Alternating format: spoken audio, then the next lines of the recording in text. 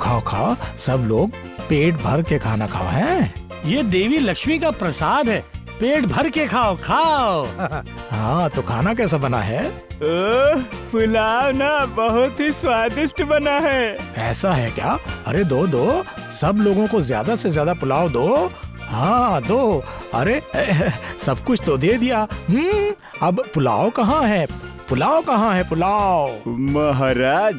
महाराज पुलाव बनाया गया था आपके प्रजा के लिए। आपको तो घी और चावल अच्छा लगता है, इसलिए मंत्री जी के आदेश के अनुसार आपके लिए घी और चावल बनाया गया है। ये क्या भला? अरे आज पूजा है, जो भी देवी का प्रसाद होगा वो एक जैसा ही होना चाहिए ना। क्यों गोपाल, तुम क्या कहते हो? वो तो बिल्कुल सही बात है महाराज। भगवान के प्रसाद को लेकर राजा और प्रजा में भेद ना करना ही ठीक रहेगा। सुना ना तुमने गोपाल ने क्या कहा? जाओ जाओ जाओ जाओ, अरे जाकर पुलाव लेकर आओ। महाराज और पुलाव बचा ही नहीं है। पुलाव नहीं बचा है? जो भी है वो थोड़ा सा ही है महाराज, उसमें इतने लोगों के लिए वो काफी नहीं होगा महाराज। अरे भाई, जितना भी हो सब लेकर आओ। अरे अरे, घी चावल के बदले आज मैं पुलाव ही खा लूंगा। महाराज, मैं कह रहा था कि वो बचा हुआ पुलाव आप न खाए तो अच्छा ही होगा। अगर खाने का इतना ही मन है तो फिर कल खा लीजिएगा महाराज। नहीं नहीं नहीं नहीं नहीं, वो नहीं हो सकता। अरे जो पुलाव खाकर सारी प्रजा तृप्त हो गई, वो पुलाव भला मैं चक्कर भी ना देखूं? क्यों महाराज, मैं फिर से कह रहा हूँ कि वो पुलाव आप ना खाएं तो अच्छा होगा। एक तो बचा हुआ पड़ा है और वैसे भी ठंडा ही पड़ा है वो। हाँ महाराज। होने दो ठंडा। जो पुलाव मेरी प्रजा मांग मांग कर खा गई, वो पुलाव भला मैं ना खा सकूं? हाँ, आप नहीं खा सकते महाराज, ऐसा नहीं कह रहा हूँ मैं महाराज। मैं कह रहा हूँ कि आपकी उम्र हो गई, इसलिए कह रहा था कि अगर वो ठंडा पुलाव आप खाएंगे तो कहीं हजम कर पाए या नहीं, तो फिर क्या होगा महाराज। मैं तो कहता हूँ महाराज ना खाए तो अच्छा है। महाराज के पुलाव खाने को लेकर मंत्री को इतनी आपत्ति क्यों है? नहीं नहीं, मामला कुछ सही नहीं लग रहा है मुझे।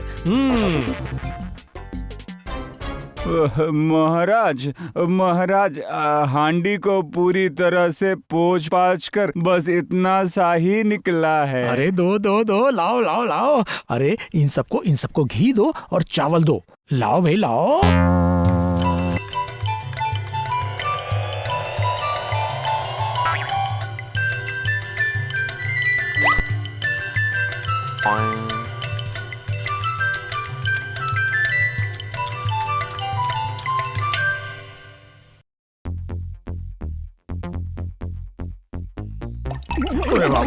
अरे बाबा, ये क्या हो रहा है मेरे पेट में? अरे गुड़गुड़ गुड़गुड़ हो रही है। अरे मेरे पेट में ऐसी गुड़गुड़ क्यों हो रही है? अरे ये आवाजें कैसी आ रही हैं? अरे ये क्या हुआ? इतनी रात हो गई है पर आप अब तक सोए नहीं? अरे ये क्या हो रहा है मेरे पेट में? अरे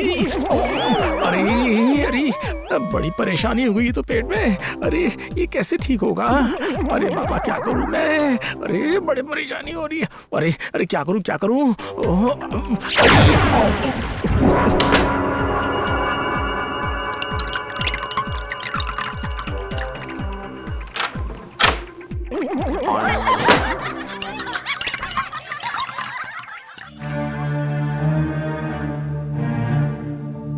अचानक पेट की बीमारी कैसे हुई?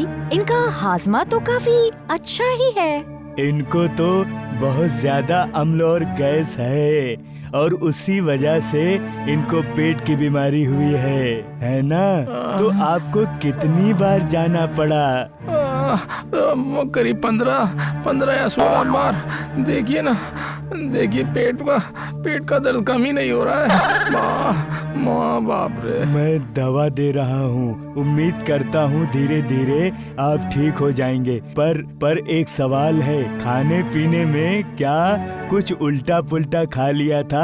नहीं, मुझे जितना पता है ऐसा कुछ गलत तो नहीं खाया था। पर कल लक्ष्मी पूजा थी तो पूजा के बाद प्रसाद खाया था। पर वो प्रसाद तो हम सब लोगों ने खाया था, लेकिन किसी और को तो कुछ नहीं हुआ। वही तो सोच रहा हूँ। क्या बात है महाराज? मैंने सुना है कि आपका पेट बहुत ज्यादा खराब है। हमारा नहीं? पेट की दर्द की वजह से पूरी रात ये तड़प रहे थे। आप लोगों को कैसे खबर मिली? असल में आधी रात को जागना मेरी पुरानी आदत है। तो उठकर मैं बगीचे में घूम रहा था, तभी मैंने देखा कि महल का पहरेदार भागे हुए जा रहा है। मैंने उससे पूछा तो यहाँ आया। मंत्री जी ने मेरे घर जाकर मुझे नींद से जगाया और हम दोनों ही भागते भागते यहाँ आए। गोपाल को शायद अभी भी कोई खबर नहीं मिली। अगर मिली होती तो शायद वो भी यहाँ भागता हुआ आ रहा होता। गोपाल को कैसी खबर मिलेगी? जाकर देखिए, शायद वो अभी भी रजाई ओढ़कर सोया होगा। राजवैद्य जी, मैं आपके घर गया था, वहाँ से आपके यहाँ आने की बात सुनकर मैं भागता हुआ चला आया। क्यों, क्या हुआ? बहुत बड़ी बात हुई है। राज्य के काफी लोगों को कल रात से दस्त और उल्टी शुरू हो गई है। काफी लोग गंभीर रूप से अस्वस्थ हो गए हैं। ये क्या? अरे ये कैसी खबर सुनाई तुमने गोपाल? ये कैसी खबर सुनाई है? अब फिर अचानक से उठकर बैठे क्यों? चुपचाप सो जाइए तो। क्या बोल रही हो रानी? ये तुम मेरी प्रजा बीमार है और मैं आराम से सोता रहूं यहाँ? आपको आराम करना पड़ेगा महाराज, क्योंकि आप खुद भी तो दस्त से बीमार पड़ गए हैं। अगर आप इजाजत दें तो मैं राजवैद्य को लेकर जाऊं, क्योंकि उन्हें दवा देकर उन्हें स्वस्थ करना पड़ेगा ना महाराज। अरे इजाजत की क्या बात कर रहे हो? अरे राजवैद्य तो मुझे दवा दे चुके हैं। हो सकता है मैं थोड़ी देर में अरे बाप रे ठीक हो जाऊं। लेकिन अगर लोगों का इलाज समय पर नहीं हुआ तो उनकी जान भी जा सकती है, हैं? मरेगा इस बार तो पकड़ा जाएगा और उसके साथ साथ अपनी जान से भी हाथ धो बैठेगा। हाँ। अच्छा, अब सारी गलती मेरे सर। दस्तावेजों के मुताबिक मैं व्यवसाय का मालिक हुआ तो क्या हुआ? इस षड्यंत्र के असल रचयिता तो आप ही हैं ना। आपने ही तो सिखाया था कैसे घी में अच्छे से चर्बी मिलाना चाहिए। चुप गधे कहीं के। ऐसी ऊंची आवाज में बोलना चाहिए कि घी में चर्बी मिली है, हैं? अरे दीवारों के भी कान होते हैं, कान। देखिए दामाद जी, चाहे दीवारों के कान हो या फिर हो आँखें, सिर्फ तू कहकर इन सब के लिए मुझे जिम्मेदार मत बनाइए।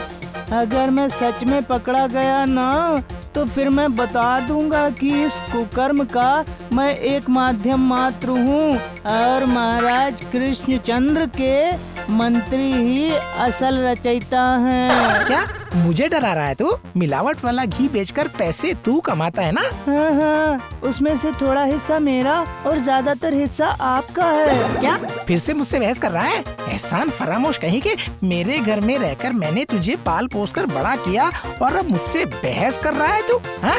निकल बाहर, निकल अभी, निकल।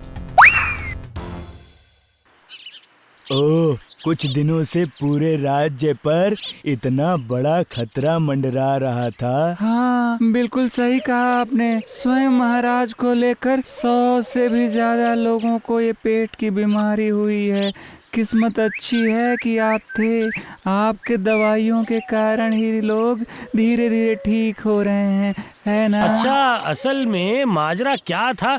खाने में कोई गलत चीज की मिलावट से ही ये संकट पैदा हुआ था। मुझे जहाँ तक याद है, ये घटना शुरू हुई थी बिल्कुल सवेरे से और उसके पहले दिन सब लोगों ने महल जाकर पूजा का प्रसाद खाया था। ठीक है। महल में तो पुलाव और सब्जी का इंतजाम किया गया था। अगर हम कहें कि उस पुलाव को खाकर ही सबकी तबीयत खराब हुई थी तो फिर आप लोगों की तबीयत क्यों नहीं खराब हुई?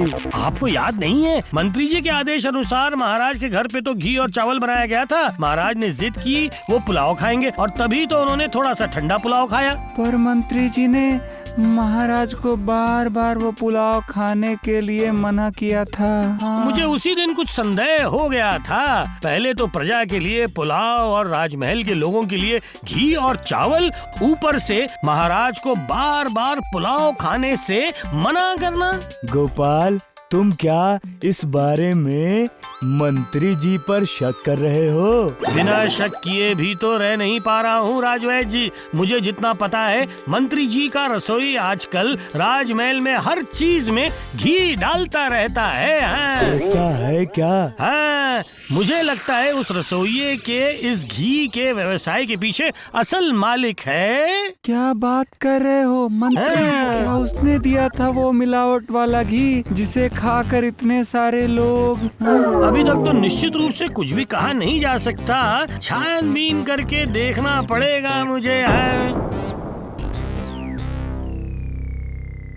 रसोइया, सही सही बताओ, उस दिन तुमने किस चीज से पुलाव बनाया था, बताओ। क्यों? शुद्ध घी से पुलाव बनाया था। हाँ। और वो घी कहाँ से आया था? वो भला मुझे कैसे पता होगा? मैंने जो भी किया है वो सब मंत्री के कहने पर किया है। अब जाकर समझ में आया मुझे। मिलावट वाली घी से लोगों के लिए बनाया पुलाव और शुद्ध घी और चावल था महाराज के लिए। अच्छा।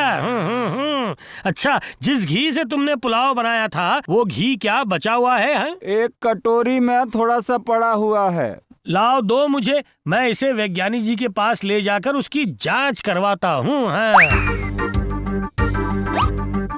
हे जगन्नाथ प्रभु, देखो मैं कहाँ फंस गया। अब मुझे गोपाल भी फंसाएगा और मंत्री भी मुझे फंसाएगा। अब मैं क्या करूँ? हे प्रभु जगन्नाथ, मेरी प्रार्थना है भगवान से कि भगवान मुझे बचा लो, मुझे बचा लो।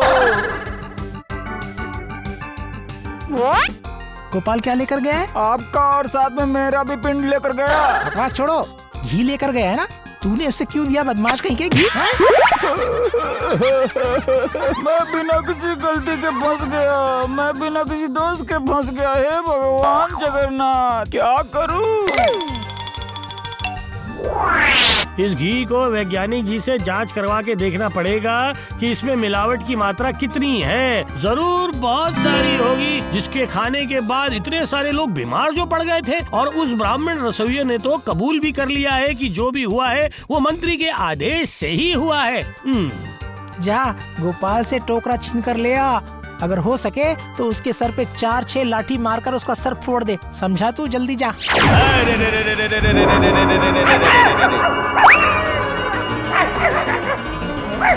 बाप रे बाप, ये तो मेरी तरफ आ रहा है। बचाओ बचाओ, कौन है आप? बचाओ बचाओ। अरे बाप रे, बचाओ बचाओ, अरे बाप रे।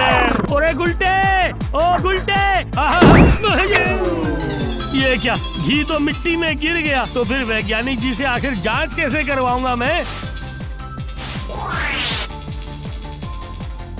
आश्चर्य की बात है, ये कुत्ता घी खा रहा है। इसका मतलब जरूर वो ऐसा कोई घी होगा जिसमें ज्यादा मात्रा में चर्बी होगी, और ये चर्बी से भरा हुआ घी खिलाकर ही इस मंत्री ने सबको बीमार किया है। अभी मजा चखाता हूँ इस षड्यंत्री मंत्री को। क्या बात कर रहे हो गोपाल?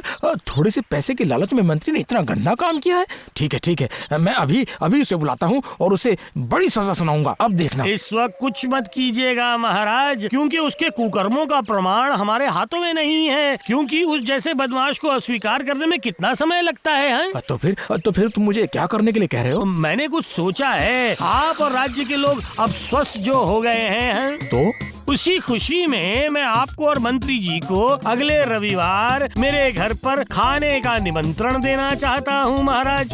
अरे पर उसे क्या होगा? देखिए ना क्या होता है महाराज। जैसे कहते हैं ना, उस्ताद की मार आखिर में पड़ती है, लेकिन इस बार आप देखेंगे कि गोपाल की मार भरी दोपहर को पड़ेगी। आपको सिर्फ उस दिन थोड़ा सा अभिनय करना पड़ेगा, ठीक है? सुनो, तुम्हारा खाना पकाना सारा कुछ तैयार है ना? महाराज के आने का समय हो गया है। हाँ हाँ बिल्कुल, सब कुछ तैयार है। क्यों गोपाल? अरे कहाँ गए? अरे हम लोग तो आ गए हैं यहाँ। दो। अरे जल्दी खाना लाओ। उफ, अरे मुझे तो बहुत भूख लग रही है। अरे भूख लग रही है भाई। ये लीजिए महाराज, मैं अभी ला रही हूँ। वैसे मैं कुछ खास नहीं कर पाया हूँ महाराज, सिर्फ आलू चावल और घी है। हाँ। हैं? सिर्फ चावल आलू और बस घी, और कुछ नहीं? हाँ? नहीं महाराज, मैं गरीब आदमी हूँ, मुझे भला कितने पैसे मिलते हैं बोलिए तो? आलू चावल पे ही हम लोग जिंदा रहते हैं, पर बड़ी तकलीफ से मैंने ये घी का इंतजाम किया है महाराज। हाँ। क्या बात कर रहे हो? बहुत मेहनत के बाद थोड़ा सा घी का इंतजाम हुआ है। जी हाँ महाराज। और कैसे? जी महल के ब्राह्मण रसोइये से मंगवा कर लाया हूँ। उसने कहा कि पुलाव बनाने के बाद थोड़ा बच गया था, बस उसके वहाँ से ही थोड़ा सा लेकर आ गया। अच्छा, सर्वनाश, ये तो चर्बी मिला हुआ घी है और चुपके से मेरा ही दिया हुआ है। और ये घी अगर मैं खाऊंगा तो मैं तो पेट की बीमारी से मर ही जाऊंगा। क्या हुआ मंत्री जी, खा लीजिए। घी मैं नहीं खाऊंगा, मुझे घी खाने के लिए मना है। क्यों क्यों क्यों? अरे मना क्यों कर रहे हो? गुरु का आदेश है ना। कौन गुरु? कौन गुरु? गुरु का नाम बताओ, गुरु का नाम बताओ। मैं अभी आदमी भेजकर तुम्हारे घी खाने की अनुमति दिलवा देता हूँ। वो नहीं है ना? नहीं नहीं नहीं, मतलब वो गुजर गए हैं ना। कब? करीब 6 महीने पहले। मनहूस कहीं के, कुछ दिन पहले तो मेरे साथ बैठकर तूने घी चावल खाया था और आज कह रहा है कि गुरु ने मना किया है? सच बोल, सच बोल, घी में मिलावट की थी ना? बोल बोल, बोलता क्यों नहीं? बोल बोल। थी, लेकिन आपको कैसे पता चला ये सब? किसने बताया? मुझे कैसे पता चला? क्यों? वो देख मेरा गोपाल, उसने बताया मुझे, समझा? और आज का घी बिल्कुल शुद्ध था। महाराज को तो सब कुछ पता है। तो फिर ये निमंत्रण, घी चावल खिलाना, ये सब चाल थी? क्यों? तेरे जैसे ठग को पकड़ने के लिए ऐसा जाल बिछाना पड़ा मुझे, और कोई रास्ता नहीं था मेरे पास, उल्लू कहीं के। सुन सुन, आज से इस राज्य के किसी भी चीज को खरीदने की क्षमता नहीं है तेरे अंदर। क्या? और इतना बड़ा गुनाह करने की वजह से इसी घर के अंदर यहीं पर 100 बार कान पकड़कर उठक बैठक कर। यहाँ पर मेरा मतलब गोपाल की बीवी के सामने। बहुत शर्म आ रही है ना? तो फिर मेरे राज्य के लोगों को बुलाऊं क्या? नहीं महाराज, राज्य के लोगों को मत बुलाइए महाराज। देखिए मैं कान पकड़ कर उठक बैठक लगा रहा हूँ। 1 2